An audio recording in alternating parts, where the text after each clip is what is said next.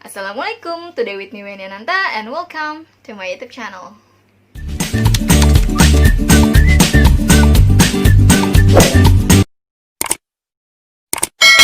Hai, apa kabar? Balik lagi di Sharing Ilmu.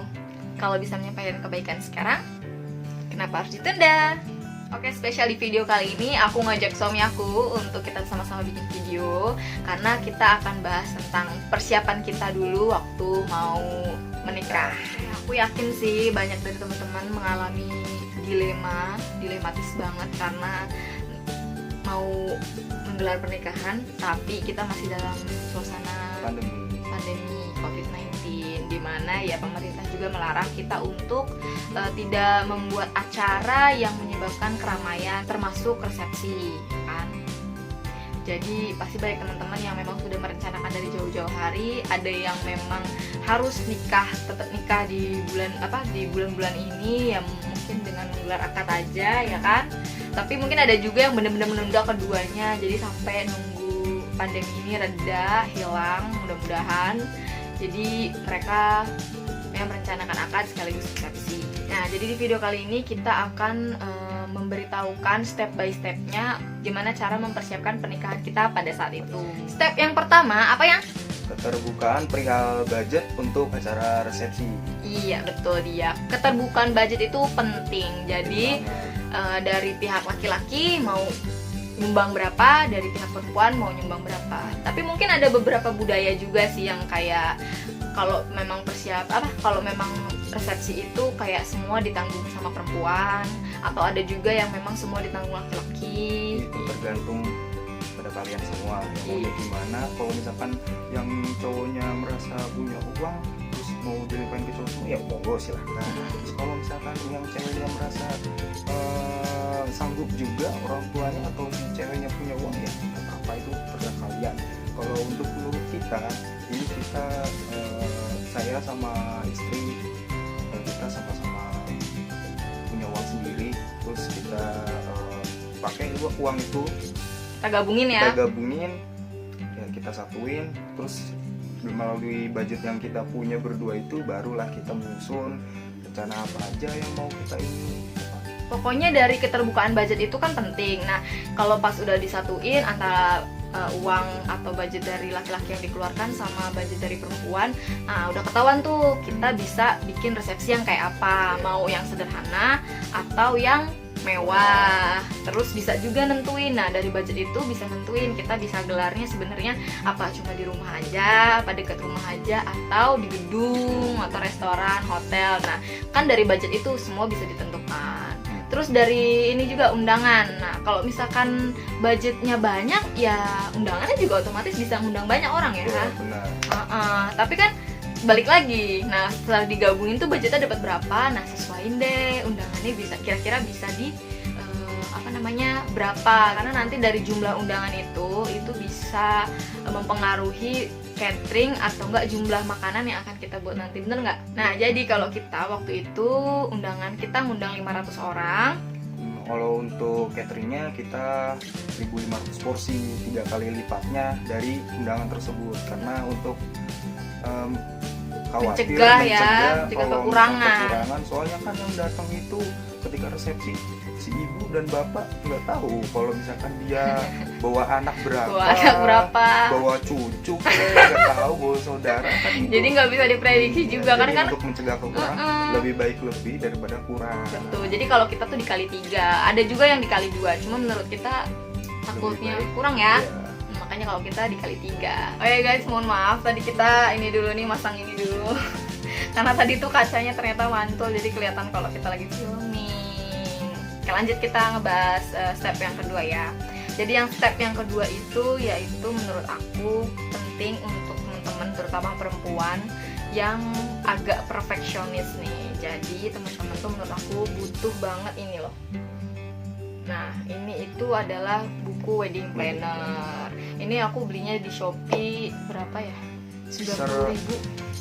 Terus ya berapa? 60.000 kalau nggak salah sih. Ya nanti aku benerin deh, aku cek dulu Shopee. Di buku ini tuh penting banget karena di dalamnya ada petunjuk step by stepnya kita mau ngelakuin apa aja gitu. Jadi kalian menurut aku butuh ini, karena memang ya video ini kita buat untuk pasangan-pasangan yang melakukannya secara mandiri ya, gitu. Jadi kan pertama tadi kita nggak pakai wedding organizer dan nggak diserahin semua ke orang tua. Jadi benar-benar eksekutornya tuh kita berdua. Step yang ketiga yaitu apa? Daftar KUA. Ya betul. Kita nempatin daftar KUA ini sebagai step-step awal karena menurut kita penting. Jadi setelah kalian kan udah pasti lamaran dan musyawarah keluarga, pasti kan udah dapat tuh tanggalnya.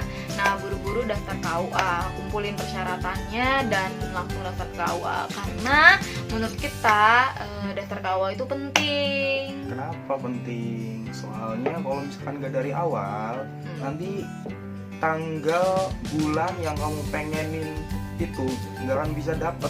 Kenapa? Soalnya kan yang pengen nikah itu nggak cuma kamu doang, nggak cuma kalian doang. Ada orang lain, terutama waktu ya. Kalau misalkan waktunya, akadnya kita pengen pagi ternyata udah ada yang butuhin, akhirnya kita siang dapatnya karena satu hari itu sampai 3-4 orang, apalagi kalau lagi musim kawin. Musim nikah itu biasanya kayak sebelum puasa, terus setelah lebaran haji apa sebelum lebaran haji? Setelah lebaran haji sama akhir tahun. Kayak kita waktu itu iya, itu rame banget. Jadi sehari pada saat itu kita berapa ini? Tiga tempat. Jadi kita itu jadi yang ketiga terakhir itu pun kita udah planning awal-awal. Tetap aja kita emang dapat tanggal yang kita pengenin dan bulan kita pengen, tapi waktu nggak dapat yang kita pengenin. Kita pengennya jam 8 tapi dapatnya jam 10. Ya, nggak apa-apa, tapi jam 10 itu masih terbilang pagi lah, normal lah ya. Ada satu yang kelewat itu yang paling penting sebelum daftar ke KUA itu harus tahu mau nikahnya mau di resepsinya mau di mana. Mau di gedung, di rumah atau di lapangan dekat rumah, ya kan nggak tahu. Jadi yang paling penting ya itu, kalau kita itu waktu itu di lapangan dekat rumah. Soalnya kenapa daftar nyarinya sebelum daftar ke KUA, karena pas di KUA nanti kamu ditanya mau nikahnya di mana. Iya benar, ditanya itu. Jadi ada datanya juga supaya kan penghulunya tuh nggak bingung mau datang acara resepsinya tapi di mana. Misalkan dia cuma patokannya cuma alamat dari perempuan, mempelai perempuannya, tapi kan belum tentu gelar resepsinya di alamat perempuan kan. Kalau kalian di gedung serbaguna ya harus cantumin juga alamat gelar resepsinya di mana. Jadi sebelum daftar KUA kalian harus tentuin dulu mau di mana kalian nikah. Lalu step yang keempat yaitu mencari vendor. Nah, dari awal kan kita udah ngomong nih kalau kita nggak pakai wedding organizer, jadi kita nyari vendornya sendiri-sendiri gitu, terpisah. Kalau pakai wedding organizer kan semua udah diurusin, jadi kita ya udah tinggal pilih aja dari yang direkomendasikan dari wedding organizer itu. Kita kan nggak ada wedding organizer, kita nggak pakai, jadi kita cari sendiri, kita yang pilih sendiri, kita survei sendiri gitu. Vendor yang pertama dan yang paling penting dalam sebuah resepsi itu pasti adalah vendor make up dan dekorasi. Banyak sih sekarang itu kayak vendor make up itu udah beserta dekorasi, kadang juga udah beserta henna gitu, nail art gitu. Bisa juga ada yang nyediain ini loh, udah sama sound system, ada juga yang udah sama MC ya. Terus ada kalau kita waktu dulu itu dekorasi, make up, sama dokumentasi itu udah digabung dalam satu vendor. Itu kayak paketan gitu loh. Jadi menurut kita kayak lebih murah kayak gitu. Cuman sebenarnya yang aku agak kecewa nih sama kru dokumentasinya. Oh iya. Iya, jadi karena ini paketan, jadi kita kan nggak ngelihat portofolio sebelumnya gitu loh. Hasil jepretan dari tukang fotonya misalnya fotografernya, kita belum tahu portofolionya. Jadi ya kita karena itu paketan, jadi kita tahu-tahu udah ketemu saat itu juga, hari itu juga. Ternyata pas dilihat hasilnya kurang memuaskan. Banyak foto-foto yang bocor. Jadi ini tips buat kalian nih supaya nggak salah kayak kita, nggak salah langkah. Yang pertama, kalau misal kalian beli paketan kayak aku, dekorasi, make up dan dokumentasi. Nah, kalian lihat dulu portofolionya, mulai dari make upnya, mulai dari dekorasinya, sama sama dokumentasinya. Karena pada saat itu kita cuma ngelihat make up dan dekorasi. Kita cuma ngelihat portofolio itunya aja. Kalau dokumentasinya kita belum pernah lihat hasil jepretannya. Dan ternyata memang untuk dokumentasi itu sebenarnya dia kayak nyari orang lagi gitu ya nggak sih? Ya, jadi si vendor tuh nyari orang lagi untuk di acara kita itu. Jadi kita nggak tahu. Nah, kita kira itu udah termasuk dari si vendornya, tahu-tahu dari vendor make upnya ya dikirain ya. Ternyata itu dia ngambil dari orang lain lagi gitu. Jadi ya di situ agak kecewanya. Kalau misalkan memang kalian itu milih yang satu paketan ya, tapi kalau misalkan lebih baik sih menurut kita cari beda vendor. Jadi kayak misalkan ya udah make up sama dekorasi satu vendor, tapi dokumentasi beda vendor. Menurut aku sih lebih baik kayak gitu ya. Agak mahal sedikit sih, cuman nggak mengecewakan pasti hasilnya. Gitu ya kan.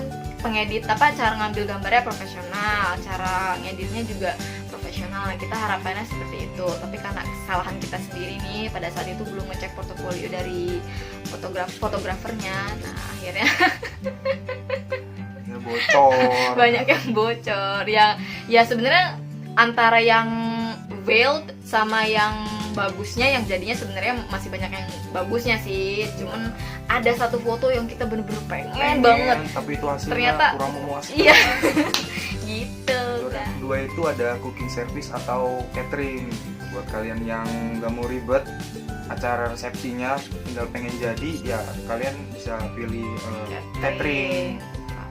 Karena udah tinggal kirim aja ke tempat lokasi resepsi, jadi nggak perlu mikir-mikir masak-masak di rumah, nggak perlu mikirin piring-piringnya gitu kan.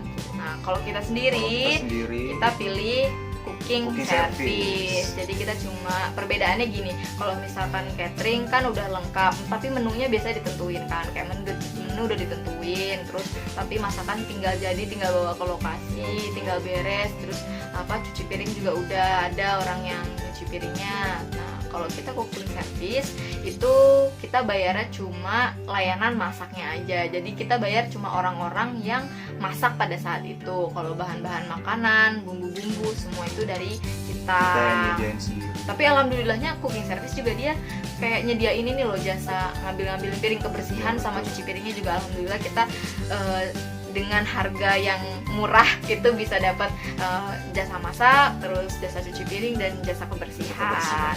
Gini loh, estimasinya gini, kalau misalkan kalian lebih prefer kemana nih, catering atau ke cooking service? Kalau misalkan kalian budgetnya lumayan cukup banyak, mending cooking service mending catering karena lebih praktis. Ya, tapi kalau untuk kalian yang emang budgetnya pas-pasan kayak kita bisa pakai cooking service aja. Kalau cooking service tuh kalau menurut aku gimana ya, enak. Misalkan pengen menu apa, kita bisa pilih sendiri. Karena kan bahan-bahannya kan kita kan yang terus tinggal bilang ke si cooking service-nya dengan misalkan bahan-bahan ini untuk berapa porsi, berapa aja gitu tuh, berapa kilo. Jadi si cooking service pasti sudah tahu harus menyediakan berapa kilonya gitu. Jadi kalau misalkan di cooking service nih, misalkan kita porsi makannya milihnya 1.500. Jadi misalkan kita mau beli daging dengan porsi 1.500 itu kita butuh berapa kilo. Nah konsultasi ke mbak-mbaknya, ke tukang masaknya itu pasti dia udah punya hitung-hitungannya sendiri. Terus budgetnya juga yang dibutuhkan itu insya Allah lebih sedikit dibandingin kalau kita pesen kayak catering. Tapi sekali lagi ini bukan untuk menjatuhkan usaha-usaha catering ya. Ini benar-benar kita rekomendasikan untuk teman-teman yang punya budget terbatas. Seperti kita. Sekali lagi kita tekankan, kalau budgetnya terbatas berarti seperti kita. Iya. Kecuali kalau punya budget yang jor-joran nggak apa-apa catering, atau pakai wedding organizer sekalian aja biar nggak perlu pusing.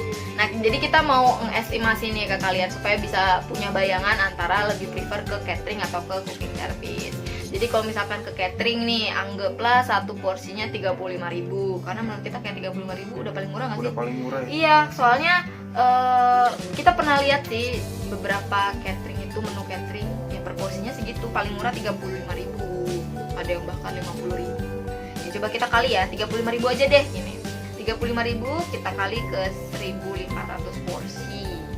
Itu itu hasilnya Rp52.500.000. Kalau pengalaman kita sendiri itu cooking service kita 4.500.000 dan kita ngasih budget untuk beli bahan-bahan makanan nih, sayuran dan bumbu-bumbu itu sekitar 15 juta. Nah, kalau kita gabungin nih cooking service plus budget yang kita pakai untuk beli bahan-bahan itu totalnya 19 juta ya, 19.500.000 ya. 19.500.000. Nah, perbedaannya di antara tadi catering sama cooking service itu bisa selisihnya 33 juta rupiah. Banyak kan? Banyak banget selisihnya. Jadi Tuh, kalian bisa hemat, kamu bisa untuk vendor-vendor lainnya, iya. bisa kebutuhan lainnya. Kalau misalkan memang kalian pengen dokumentasi yang lebih bagus ya cari fotografer yang profesional. Dengan 33 juta tuh bisa dipakai banyak ya. Iya betul. Bisa dipakai buat honeymoon juga. Iya benar buat teman-teman yang pengen honeymoon lebih baik ya itu. Pokoknya gimana pun caranya cari vendor yang bisa murah tapi berkualitas gitu. Kalau bisa murah tapi berkualitas. Pokoknya sesuaiin aja sama budget kalian. Vendor selanjutnya yang penting juga adalah vendor undangan. Jadi setelah aku survei nih di kotaku di Cilegon, itu biaya undangan per lembarnya itu mahal banget karena desain yang aku pengen itu ternyata harga per lembarnya adalah 4.000 per undangan. Nah budget kita sekali lagi nggak segitu, sangat terbatas. Jadi kita setelah survei kok yang masuk ke budget kita tuh desain undangannya tuh jadul, lama banget, undangan lama, terus kertasnya juga nggak glossy, nggak tebel, pokoknya old dish banget lah gitu. Nah nggak jadilah kita akhirnya untuk ke vendor yang ada di kotaku ini. Akhirnya kita coba cari di Shopee. Alhamdulillah dapatnya itu di daerah Jawa Tengah, kalau nggak salah aku lupa nama kotanya, cuman itu dapat vendor di Jawa Tengah. Kebetulan alhamdulillah dengan budget yang kita punya per lembarnya itu kita bisa dapat desain yang kita inginkan. Pada saat itu kita desainnya watercolor. Alhamdulillah dapat desain yang bagus. Itu ada vendor entertainment, dan vendor entertainment itu diantaranya ada apa aja? Nah, untuk vendor entertainment itu pertama ada musik. Kayak kalian mau pilih musiknya tuh kayak apa musik band atau akustik atau rebana ya kan, apalagi gambus. Oh ya. Gambus ya. Tapi bisa aja ada debus kalau kalian emang temanya itu tradisional Banten. Nah kalau misalkan emang ada acara adatnya, nah bisa tuh dimasukin debus, tapi agak serem sih kalau untuk dimasukin ke acara pernikahan ya kan. Tapi nggak apa-apa sih, seru. Terus kalau misalkan pernikahan tradisional ala Jawa, adat Jawa gitu kan, ya prosesinya tuh panjang banget. Nah itu masuknya ke dalam vendor entertainment. Terus sound system juga termasuknya ke entertainment, MC juga masuknya ke entertainment. Nah kalian jangan lupa tuh hal-hal yang kayak gitu biasanya terlupakan loh. Untung kita ya banyak konsultasi juga sama yang sudah berpengalaman, jadi nggak ada yang kelewat. Alhamdulillah untuk yang entertainment ini. Tapi untuk pengalaman kita sendiri nih, untuk vendor musik itu musik, MC sama sound system itu beda-beda semua. Semuanya adalah teman. Semua memanfaatkan teman. Karena harganya pun harga teman. Iya. Jadi nggak semata-mata nggak gratis. Iya, bukan nggak gratis, cuman bisa digoyang harganya gitu. Kita bisa pasang muka melas aja nggak apa-apa. Tolong bro, budgetku terbatas. Bantu Ampura. Pasti bantu. Gak gitu-gitu juga. Kalau nggak bercanda. Jadi 3 vendor musik, sound system, dan MC itu semuanya teman-teman aku, alhamdulillah. Selanjutnya ada vendor dokumentasi. Sebenarnya kalau pengalaman kita sendiri, dokumentasi itu udah paketan dengan vendor rias dan dekorasi. Cuma ya itu tadi karena agak kecewa dan kurang teliti kitanya dalam hal mengecek fotografernya. Jadi kita ngerekomendasiin ke kalian itu mending pisah vendor aja gitu. Jadi cari vendor dokumentasi sendiri, kayak fotografer sendiri. Sekarang ada banyak lah di Instagram yang buka portofolio mereka gitu. Jadi kalian bisa pilihnya kan enak. Nah vendor terakhir itu yaitu vendor makanan pondokan. Bagi yang belum tahu, makanan pondokan pondokan itu adalah makanan nih yang biasanya ditaruh di samping prasmanan gitu. Jadi kayak ada pondokan, kayak ada warung-warung gitu loh. Pondok-pondokan ngerti nggak? Iya. Nah biasanya itu bisa sampai 2 sampai 4 pondokan. Pada saat itu kita dapatnya 2 pondokan aja. Padahal kita punya cemilannya itu 4. Ada es kuwut, ada es krim, ada bakso, ada buah-buahan. Nah ngakalinnya gimana? Ya di switch aja. Pertama kita waktu itu Pagi itu bakso sama kuwut ya. Nah, kuwut. bakso sama kuwut dulu nih setelah akad. Nah setelah itu habis baru ganti ice cream dan buah-buahan gitu. Nah untuk bakso dan ice cream itu kita nggak masak sendiri, kita cari vendor. Dan lagi-lagi Mereka adalah teman. teman. Step berikutnya yaitu mencari souvenir. Kan kita udah tahu nih berapa undangan yang mau kita undang. Kalau misalkan undangannya 500 tapi souvenir juga harus ini sih, harus dilebihin nih Mas Lebih Dian. ya. Kalau aku waktu itu undangannya 500, souvenirnya 700 gitu. Jadi souvenirnya itu lebih baik dicicil guys, jangan sekaligus.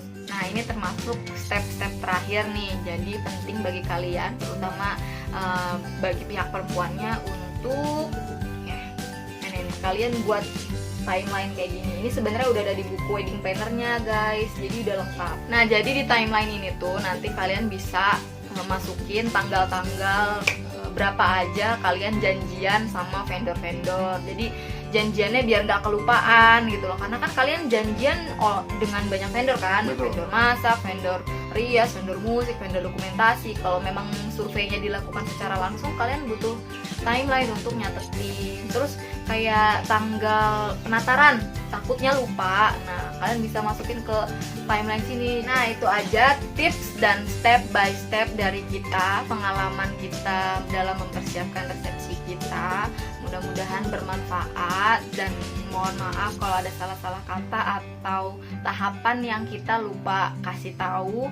Kalian bisa tulis di kolom komentar supaya yang lainnya juga ikut nonton, ikut baca, jadi lebih bermanfaat videonya. Terima kasih sudah menonton video kami, semoga bermanfaat, dan kami mohon maaf bila ada kata-kata yang salah maupun ada salah informasi yang kita sebut dalam video ini. Kalian bisa koreksi kita di comment section. Kalian juga bisa kasih kita kritik dan saran yang membangun. Ya yang penting dengan bahasa yang baik ya. Dan kalian juga bisa kasih kita untuk ide-ide selanjutnya. Oh ya jangan lupa untuk support channel ini dengan cara subscribe dan nyalain juga lonceng notifikasinya supaya kalian tahu kalau kita upload video baru. Terima kasih. Stay with me Wendy Nanta and see you on the next video. Bye bye. Bye-bye. Wassalamualaikum.